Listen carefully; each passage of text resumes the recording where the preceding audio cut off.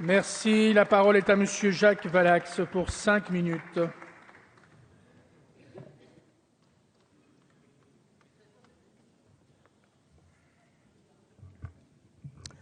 Monsieur le Président, Monsieur le Ministre, Monsieur le Président de la Commission des lois, Monsieur le rapporteur, mes chers collègues. Guy Carcassonne répétait sans cesse « cumulation delenda est ». Cela pourrait être interprété comme un cri de guerre, mais un cri de guerre effaroucherait certainement la droite aujourd'hui réticente. Donc je considérerais que c'était un cri de ralliement, et c'était en tout cas l'expression d'une volonté affichée, d'une volonté affirmée. Pour lui, je le rappelle, le cumul des mandats gangrénait le fonctionnement des institutions et la fonction de parlementaire devait être absolument un travail à temps plein. Je ne peux donc que me féliciter que soit enfin revenu le temps de l'examen de ce texte, dont la gestation a duré, je le rappelle, plus de 3 décennies, 30 années. Loi du 30 décembre 1985, celle de 2000, rapport Balladur en 2007, vote des militants et engagement socialiste en 2009, proposition de loi de notre groupe en 2010, promesse de campagne 2012, enfin rapport Jospin l'an dernier, que d'étapes, de débats, de tergiversations, avant de proposer l'interdiction d'un cumul d'un mandat parlementaire avec un exécutif local. Concrétisation importante, ce texte, et vous l'avez dit hier, Monsieur le Ministre, va révolutionner, c'est d'ailleurs le terme employé par les constitutionnalistes, la vie parlementaire, en mettant fin à une spécificité française bien connue et maintes fois dénoncée. Jusqu'ici, juridiquement possible, le cumul des mandats était presque politiquement souhaitable. En effet, il facilitait l'élection et la réélection. Il permettait d'asseoir sa notoriété sur un territoire en bénéficiant à la fois de réseaux locaux et nationaux. Cette mauvaise habitude politique appelait une réaction de notre part. Réagir en la matière, c'est accepter de remettre en cause nos fonctionnements individuels, quelque peu, avouons-le, égoïstes.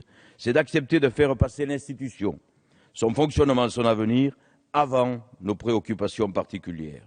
Nous savons aussi que cette pratique inégale nourrit la désaffection du citoyen pour la chose publique. Après la loi sur la transparence, ce texte est donc une nouvelle étape dans la quête d'une confiance renouvelée des citoyens envers leurs élus. J'étais le rapporteur de la proposition de loi en 2010, que nous étions, j'allais dire, nombreux.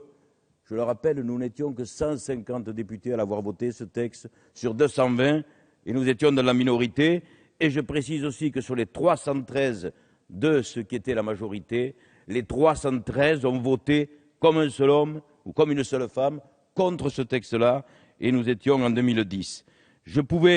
Nous avions rappelé dans ce texte que le non-cumul était la première des réponses à la crise de la représentation politique. Je rappelais aussi que c'était une proposition de bon sens, une avancée démocratique majeure.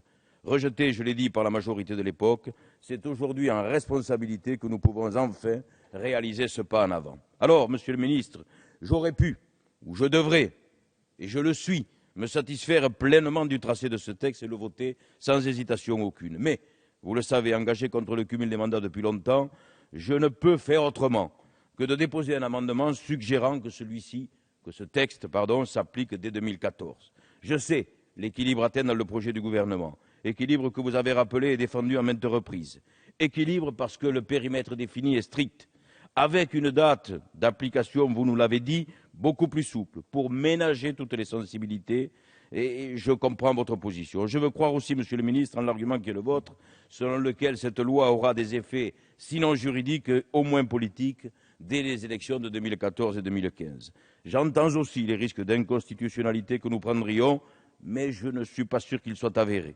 Alors je maintiens, peut-être direz-vous avec obstination, erreur, mais vous me le pardonnerez, je maintiens donc que le risque constitutionnel évoqué ne me semble pas plus périlleux que le risque politique d'une application tardive.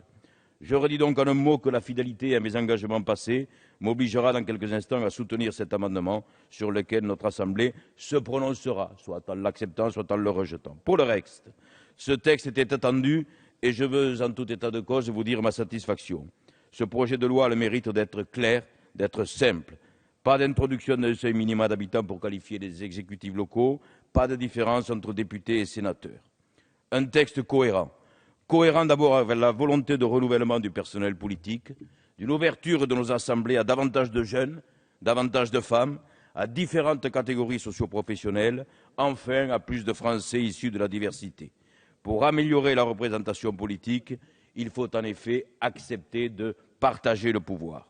Cohérence avec la décentralisation qui a changé la nature des exécutifs locaux. Cette loi limitera l'absentéisme et les délégations de prise de décision. Elle renforcera donc le pouvoir politique face aux tentations hégémoniques des structures administratives. Cohérence également avec notre volonté de transparence de la vie publique.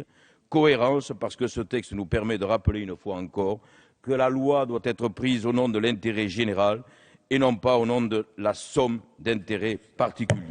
Cette réforme, j'ai terminé, Monsieur le Président, est un premier pas qui devra être complété par un véritable statut de l'élu, par des évolutions dans l'organisation du travail parlementaire.